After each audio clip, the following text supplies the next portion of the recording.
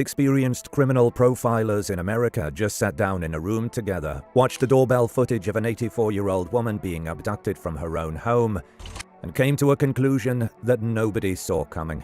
The masked man on that footage, the one whose face the entire country has been hunting for, the one with a $1.2 million bounty on his head, the one who has somehow stayed completely hidden for 90 days, they think he's already dead. Killed by the person who hired him. And that person, the one they're now calling the boss, they think you might already know him.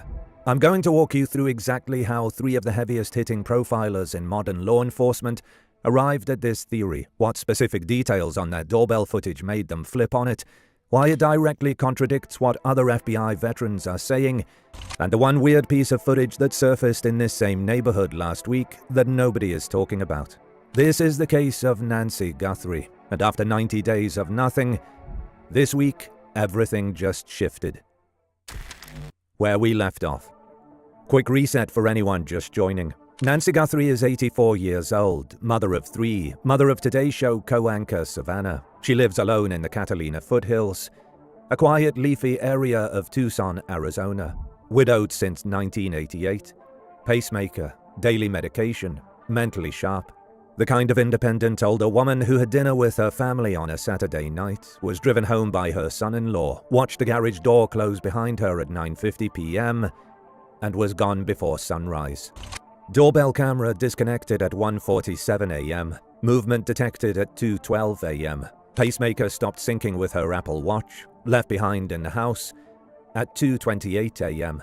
That timestamp is still the closest thing investigators have to the moment Nancy left her own property alive.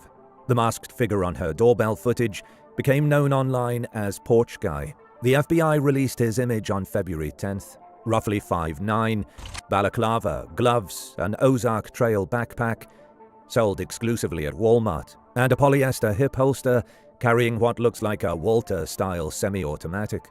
He doesn't fumble for the camera. He goes straight to it, tampers with it, and when that's not enough, he rips a plant from the yard and props it against the lens. Then he disappears. 90 days, no arrest, no body. The only person federally charged in connection with anything is a man in California named Derek Colella, and he's only charged with sending fake Bitcoin ransom texts after watching the case on TV. And then this week, the case cracked open in a completely new direction.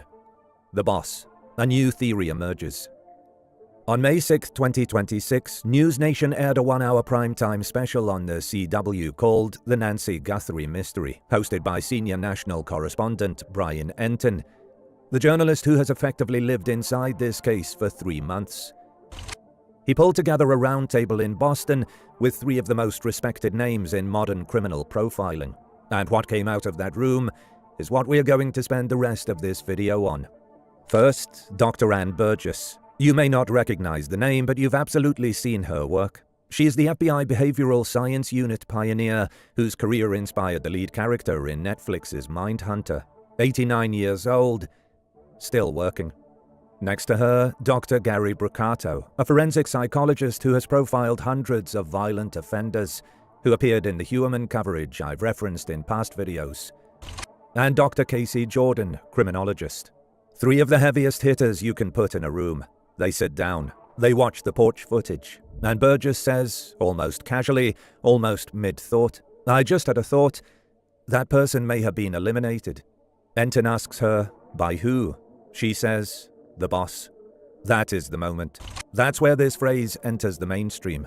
And once it lands, Brucato runs straight at it. He argues the man we've been calling Porch Guy was never the architect of this crime. He was the muscle, the hired hand. Someone above him, someone with intimate prior knowledge of Nancy's life, was calling the shots. Brucato puts it like this. This person, whoever this guy is at the door, if he is caught, if he's alive and is caught, he will lead down the spiderweb to the center, where you will find somebody who is a wolf in sheep's clothing. A wolf in sheep's clothing. Someone Nancy knew. Someone the family might know. Someone who, by the profiler's logic, has every reason in the world to make sure Porch Guy never opens his mouth. Now, your immediate question is probably the same as mine was. Why? What did Burgess and Brucato see on that footage that made them flip on this? Because nobody invents a theory like the boss out of thin air. There has to be something concrete underneath it. And there is. 6 things, actually. And once you see them lined up next to each other, you stop being able to unsee them. Why this theory holds weight. Quick honesty check before we go further. The Pima County Sheriff's Office has not used the word boss. The FBI has not used the word boss. There is no affidavit, no press release, no named investigator on the record using that phrase. This is a profiler hypothesis, a really compelling one by really credentialed people, but a hypothesis. I want that on the table. Now, here's why it lines up. 1. The camera. Porch guy doesn't search for the doorbell. He doesn't look around. He goes straight to it, disconnects it, and when that's not quite enough, he rips a specific plant from the yard and props it against the lens. He knew where the camera was. He knew there was a plant within arm's reach big enough to block it. That is reconnaissance. That is somebody, or somebody's source, having walked that porch before. 2. What was inside the house? Nancy's phone, her purse, her hearing aid, her medication, her car, her Apple Watch, all left behind. This is the opposite of a robbery. The thing that was taken was Nancy herself. 3. The back doors. According to Savannah's own interview with Hoda Kotb on Today, when the family arrived at the house, the back doors were propped open. Propped open, as in deliberately. 4. The blood. Nancy's blood, DNA confirmed, leading from the entryway out to the driveway. And then a single glove, found 2 miles away with mixed DNA on it. DNA that, when run against roughly 26 million profiles in CODIS, came back with absolutely no match. Whoever was wearing that glove is not in the system. 5. The digital tradecraft of the ransom messages. Multiple emails to multiple media outlets. VPN routed, encrypted, sent through channels designed to be untraceable. Demanding Bitcoin. The kind of operational discipline that does not match a guy who picks up a $10 holster off a Walmart shelf and decides on a whim to abduct an 84-year-old woman. And 6. And this is the one Burgess and Briccato are really pointing at.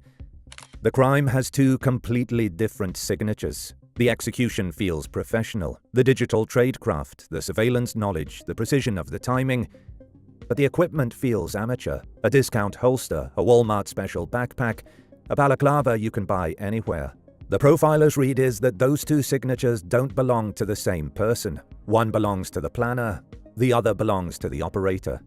One is the boss, the other is Porch Guy. Now, if Burgess is right that Porch Guy has already been silenced, there is a piece of footage that surfaced in this same neighborhood last week that lines up with that idea in a way that is genuinely unsettling. I'm going to come back to it, but first I want to bring in the people who think Burgess and Briccato have got this completely wrong. What other profilers are saying?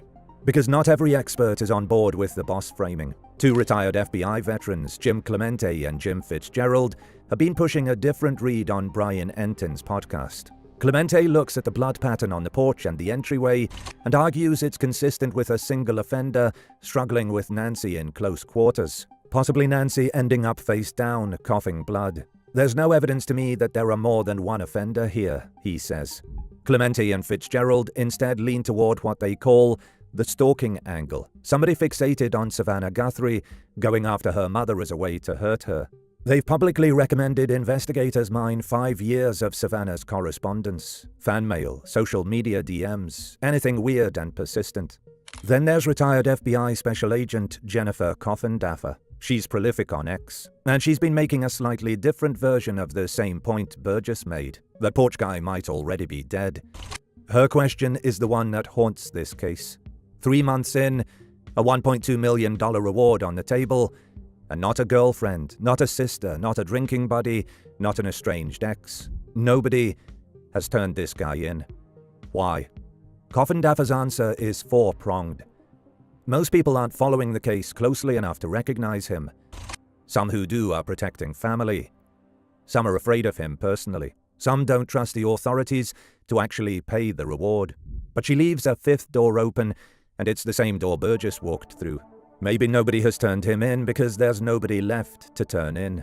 Both views, the boss theory and the lone stalker theory, agree on one thing. The man on that doorbell footage is not who you'd think he is at first glance. He's either being run by somebody or he's run for somebody, fixated on Savannah, taking her mother as a trophy. And in either case, the answer to who he is lies inside the Guthrie's family wider orbit, not in some random stranger who happened to be passing through Tucson.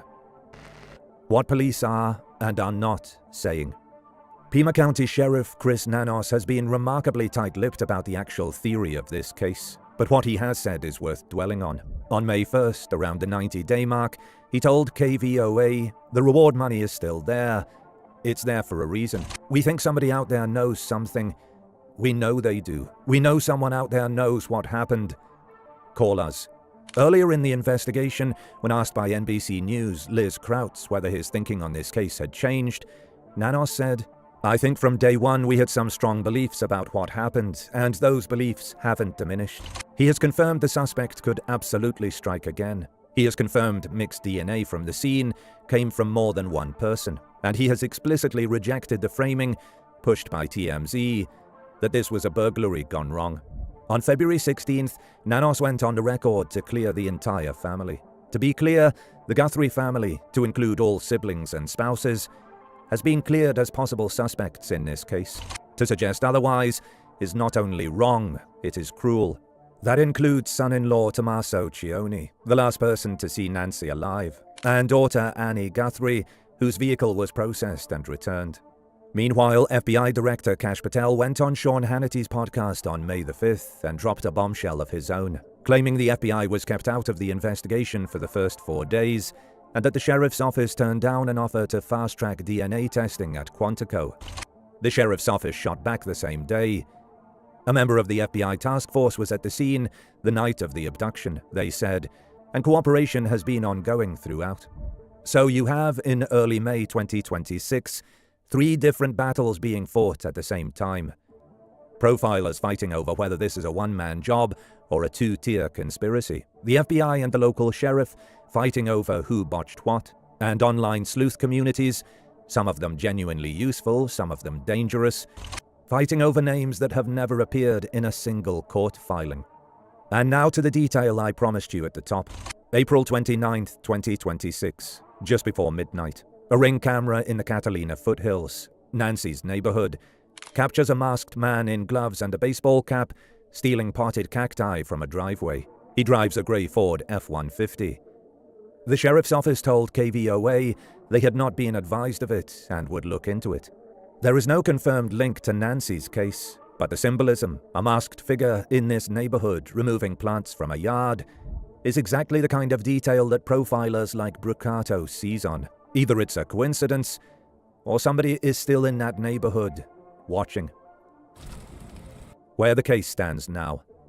So, at the time of recording, early May 2026, here's what the public knows. There is one suspect captured on camera, still unidentified. There is mixed DNA on a glove, with no CODIS match. There is a hair sample from inside the house being retested, reportedly by the same advanced lab, Astrea Forensics, that helped crack the Rex Heuermann case in Long Island. There is one charged defendant, Derek Colella, going to trial June 23rd, but only for sending fake ransom texts after the abduction, not for the abduction itself. There is a $1.2 million reward. There is somewhere an 84-year-old woman who needs daily medication. And there is now, sitting on top of all of that, a televised theory that the man we've been chasing for 3 months may not be the man we should be chasing at all. Whether you buy the boss framing or you don't, what's true is this. After 90 days, the standard playbook hasn't worked. Nobody close to Porch Guy has come forward. Nobody who was paid off has cracked. Nobody on a deathbed has confessed. The silence around this case is, by historical standards, very unusual. And it's that silence that's pushed even FBI veterans into territory they don't usually go. If Burgess and Brucato are right, somewhere in the Guthrie family's wider circle, old friends, contractors, distant acquaintances, people Nancy trusted enough to let inside her home over the years, there is a person who knows exactly what happened. A wolf in sheep's clothing, the boss. And if Clemente and Fitzgerald are right, somewhere in 5 years of Savannah Guthrie's correspondence is the name of someone whose obsession spilled into something far worse. A stranger who became the most important figure in her life from a distance she never authorized. Either way, somebody knows. The sheriff is right about that part. Now I want to hear from you. Do you buy the boss theory, that Porch Guy was hired and possibly already eliminated? Or are Clemente and Fitzgerald closer to the truth? A single offender fixated on Savannah, who just has a